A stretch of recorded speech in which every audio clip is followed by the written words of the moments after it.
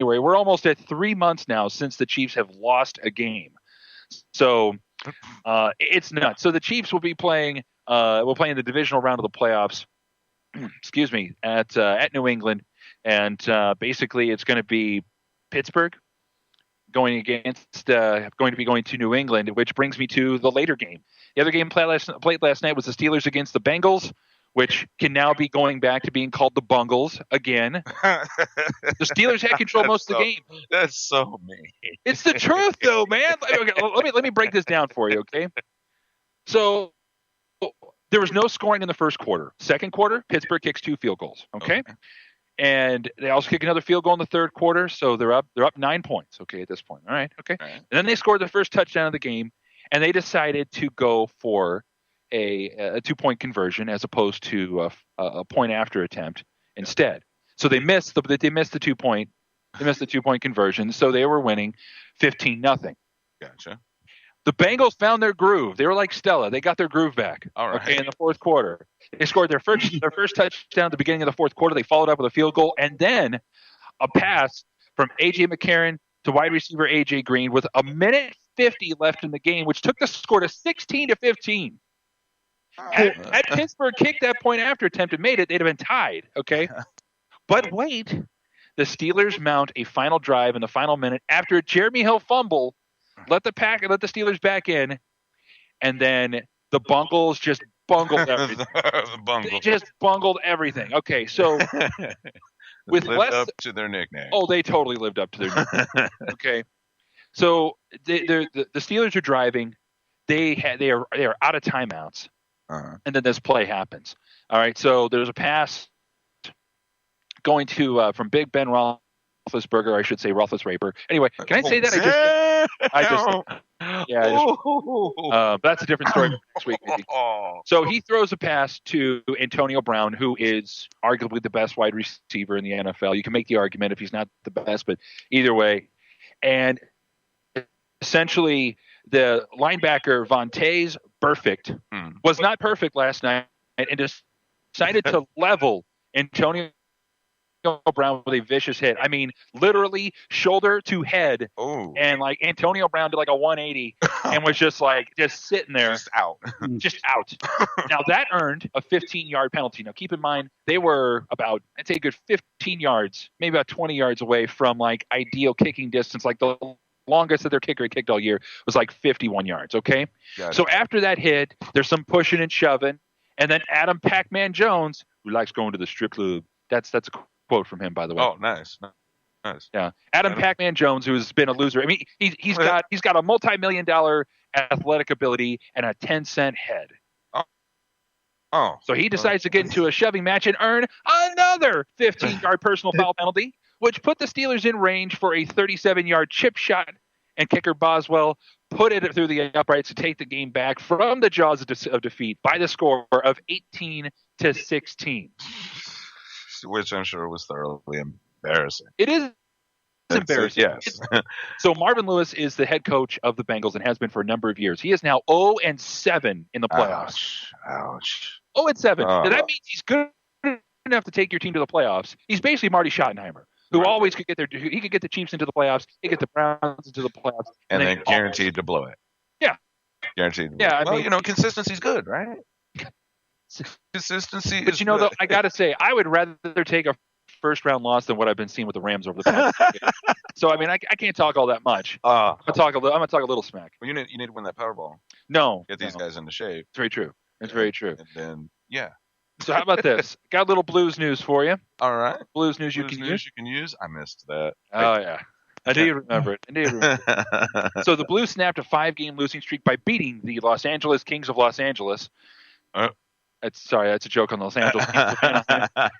Last night in a shootout by the score of 2-1. It actually took the Blues 7 rounds of shootouts before Troy Brouwer put the biscuit in the basket past Los Angeles Kings goalie Jonathan Quick. Another little quick hit on the Blues. This season, if we didn't have Vladimir Tarasenko, we would be screwed. We would be screwed. This guy is the second coming of Brett Hull. Wow. He really is. It's all calls to make. It is. I mean, this guy just signed an 8-year contract. He's making mega bucks and he is worth every single penny of that contract. He is in. I didn't check it this morning to confirm, but he is at least in the top 5 of goal scorers in the entire NHL, not just in the Western Conference, but in all the NHL. If he's not leading, he's at least in the top 5. This guy is just money, and it seems like every time that I either watch a game or see highlights, it's like, oh, guess what? Vladimir Tarasenko scored another goal. Like, oh, old hat. We're used to it by now. The other big Cardinal story for this week is that former Cardinal scouting director Chris Correa has pleaded guilty to 5 counts of unauthorized access to a unauthorized access. Yeah, that's XX or access. Either way. Bail. Now, part of his plea, Correa admitted to using the accounts of 3 Houston Astros employees to view the sensitive and confidential information such as scouting reports, amateur player evaluations, notes on trade discussions, and proposed bonuses for draft picks.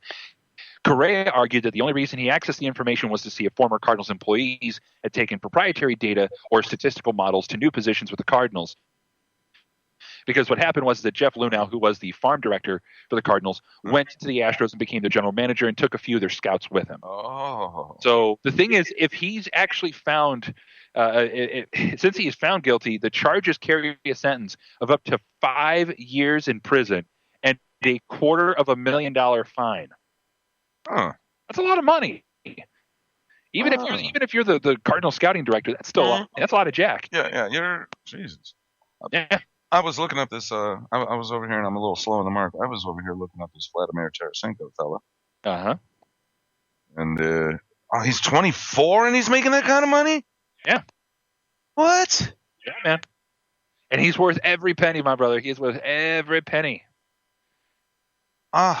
His dad was an Olympian. Yep. And he was the runner-up voting for Rookie of the Year. Yep, should have won Rookie of the Year, in my opinion, but I'm a homer. I gotta admit it. Who did win the? Rookie of the Year, NHL 2015. I guess I'll look it up real quick since you're asking me. Yes, I am. I am asking. How dare you put me on demand here? What is the? You made me do math. You made me do math. Thanks, man. Florida Panthers defenseman Aaron Ekblad won the Calder Memorial Trophy. Oh, wow. Yeah. Oh, wait. Yeah. $60 million. St. Louis annual average of 7.5 million. Jeez. I want to make that kind of money for no other reason. I can't even think of what I would buy with it. Freeze. Huh. Black people don't play hockey. I don't care. Black people start. We're in the wrong business. Is that racist? Am I just a big racist guy? That's a generalist. Okay, that's a generalist because I don't see. How many black hockey players are there? Let's ask our friends at Google. Okay, fair enough. Google that. How many black hockey players are in NH? Oh, I almost put NFL. That would have been like 90%. Let's see. List of national hockey players of black African descent. Okay, let's go. Okay, so basically I'm going through the list, and keep in mind that there's like a Wikipedia page. So if there's like a Wikipedia page, the list ain't all that long here. Okay? I mean, just taking a quick look. I'm on Wikipedia now. It's got to be less than like 50. Oh, well, that's... In the history of the NHL. I'm not talking this year. I thought it meant like this year. I'm talking like history of the NHL. There's been like 50 black players. Wow. Yeah. And they're making this kind of money. We haven't... You can. This is... If you're good. Okay, hold on. Here we go. All right. We got forwards, defensemen. All right, here for forwards. Akim Aliua. He is Ukrainian and Nigerian. That's interesting. That's a great combination. Right. Is that like black Irish? Right. Then we got an Afro-Canadian named Darren Archibald. You're not going to go down the list, are you? I'm looking for here's and this is going to sound messed up. I'm looking for regular sounding names. JT Brown. Right. Like I'm looking for Luther. Like Virgil. How about Theo? How about Theo? Theo's good. Theo Beckham. Yeah. How about Ray? Is Ray a tradition? Ray's normal enough. Okay. Look, we got a Derek, we got a Seth. Seth? Yeah, we got a Seth. How about Dirk? I've never met a black guy named Dirk though. You know what? I know a white guy named Dirk, Well, I do too. and I'm gonna tell you. Oh, here we go. Reggie Savage. That's about as black a name as you can get. Wow. Everybody knows a black guy named Reggie. Right. I used to work with I one. can't even argue with that. I know like Dirk. that's well, no, I don't know 4 Dirks. I only know 1 Dirk. Like 4 Reggies. And Yeah, I'll tell you this though. Grant, one of my all-time favorite players in the NHL. He is a former Blue. Grant Fuhr. He was actually the first black player inducted into the Hockey Hall of Fame and the first to win a Stanley Cup. really, Unfortunately, it wasn't with the Blues, with the Edmonton Oilers, but he was still a Blue, and I will always appreciate what he did. He was a fantastic goalie. black. Yeah. So we only got a couple minutes left there, Freeze. I don't know if you noticed or not, but I've been keeping an eye on the time for you. Oh, Don't we have our urban? Since we're talking about black players, what is our Urban Dictionary word of the week? you know, We forgot to talk about the segment. the Urban Dictionary word of the week. You had one, Phil. Did you have one, or did No, but I was also wondering about do we do the Nerd Girl of the Month? Or are we waiting until the end of the year? We are going to wait on the Nerd Girl of the Month, but we're just going to go ahead and just announce who I believe the Nerd Girl of the Month should be this time around, just because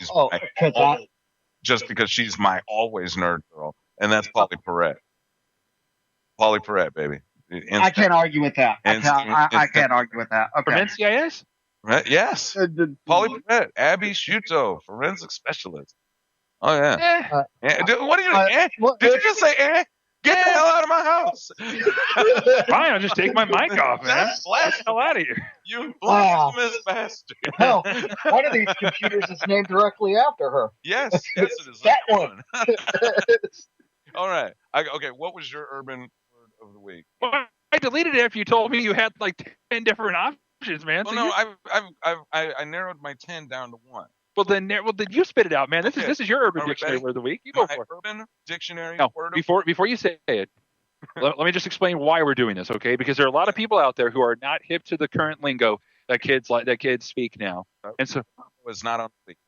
no, and so we are trying to educate the masses Yes. on how to speak urban. Yes. That does not necessarily mean black. It means urban. It means hip hop. It means young and stupid. Yes, That's what it means. Yes, that's like because even the suburban kids are using it nowadays. Exactly. And so on. So we're all about education here. Okay. Are we ready? And I'm going to announce what I felt would be my winner. But then I'm also looking at my runner up here, going that I've been in that situation. All right. So are we ready? Ready. Runner up it's actually a phrase. Friendship cuddle. Friendship cuddle. Friendship cuddle. And it looks like we're being told 5 minutes. All right. Yes. Oh, 2 minutes. 2 minutes. Friendship, 2 minutes. 2 minutes now. All right. Friendship cuddle. That awkward cuddle between two friends who are trying not to go too far. Yes. It is the end to Netflix and chill. And my winner for the Urban Dictionary word of is it the week of the month? I forget. But the word is bitchplosion. An explosion of bitchiness when something pushes you so far that you just bitchplode. Now, do they have a sentence there? Dude, I was joking, and then she just had a massive bitchplosion. And that is it. That is our show for this week. Join us next week when we will examine bodily functions and all the cool stuff that results from that. I want to thank you for joining us on Indie Music Radio. Andrew, Phil, thank you for being here. We will be back next week. We've got lots of good stuff that's going to be coming in the coming weeks. Gentlemen, I can't even begin to thank you both enough for being here with me. Glad to be here, man. I look forward to it next week. Amen to that. So I believe that the clock is going to run out. We don't have no outro song right now. We will have it next week. In the meantime, we're just going to wing it. What?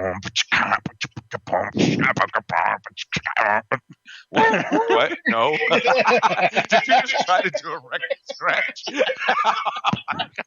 That's terrible. We're going to hell, man. That is awful. I want to thank you all for being with us. This is Indie Music Radio, life as we know it. We will be back Next week. this week.